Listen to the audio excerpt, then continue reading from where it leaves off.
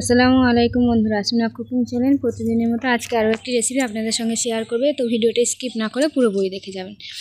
তো বন্ধুরা, আমি এখানে একটা আলু সিদ্ধ করে নিয়েছি, তাতে 1 কাপ বেসন মিশিয়ে দিয়েছি এবং হাফ কাপ চালের গুঁড়ো দিয়েছি। তার জন্য নাস্তাটা ক্রিস্পি হবে, ভিতরটা একদম নরম হবে, সফট হবে।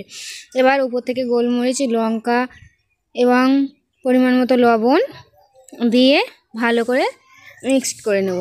খুব সহজে এই রেসিপিটা হয়ে যায়, 5 মিনিটের ভিতরেই তৈরি হয়ে যায়। মাখিয়ে একটা ডো তৈরি করে নেব, নিয়ে আপনাদেরকে দেখিয়ে দেবো কেমনভাবে শেপ দিয়ে আমি নাস্তাটি তৈরি করব।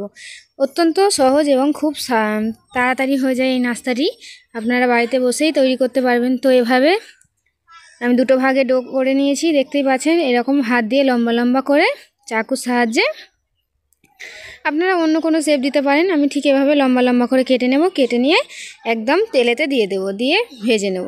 তো দেখুন বন্ধুরা, ঠিক এই সাইজ করে নেব। আপনারা যদি একটু বড় করতে পারেন তো বড় করতে পারেন। এইগুলো আপনারা এরকম ভেজে নিয়ে বাচ্চাদেরকে সসের সঙ্গে দিতে পারেন, বড়রা চা নাস্তার সঙ্গেও খেলে সমস্যা নাই। তো দেখুন বন্ধুরা, ঠিক এইভাবে লাল লাল করে ভেজে নেব, নিয়ে উপরটা ক্রিস্পি এবং ভিতরটা নরম সফট হবে। ভেজে নেওয়ার ফলে এই নাস্তাগুলো খেতে খুব দারুণ হয় এবং খুব টেস্টি হয়। তো দেখুন বন্ধুরা, আমার নাস্তাগুলো সব একদম পারফেক্টভাবে তৈরি হয়ে গিয়েছে।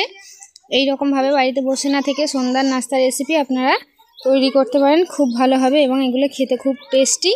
তো বন্ধুরা, আমার ভিডিওগুলো যদি ভালো লেগে থাকে অবশ্যই করে লাইক, কমেন্ট, শেয়ার এবং সাবস্ক্রাইব করে আমার চ্যানেলটির পাশে থাকবেন। কমেন্ট করতে ভুলবেন না, আপনারা তো নিজেরা দেখবেন, অবশ্যই করে কিছু শিখবেন, আমাকে উৎসাহ দেবেন, আমি যেন আরও ভালো আপনাদের জন্য সহজভাবে রেসিপি তৈরি করে দিতে পারি। তো ধন্যবাদ।